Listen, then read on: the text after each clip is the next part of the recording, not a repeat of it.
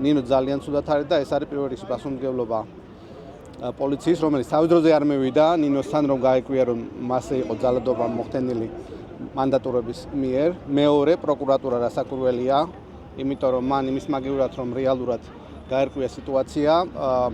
თავადაც ამ გადაწყვეტილებებით და მოთხოვნებით იძალა ნინოზე და უდანაშაულო ადამიანი, რომელსაც ჭირდებოდა სახლის პირობებში ჯანმრთელობის შენარჩუნება, რეგრესიული სიტუაციით მოათავსა ციხის დაწესებულებაში, რის გამოც კატასტროფული სიტუაციაა და ამიტომ თუ ვინმე იყვის, რომ მე გახარებული ვარ, არანაირად არ ვარ გახარებული, იმიტომ რომ ნინო არის პრაქტიკულად ძალიან მძიმე მდგომარეობაში და მის რეაბილიტაცია არ მგონია ასე მარტივად მოხდეს. აქედან გამომდინარე,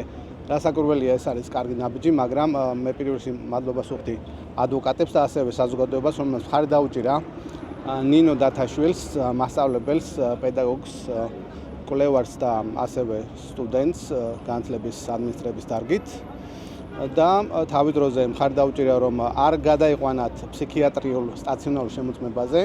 და ამჯერად კიდე მის ჯანმრთელობის გარსთან დაკავშირებით მოითხოვა, რომ ყოვლად უგვანო და ყოვლად არაადამიანური მოპყრობა შეწყვეტილიყო.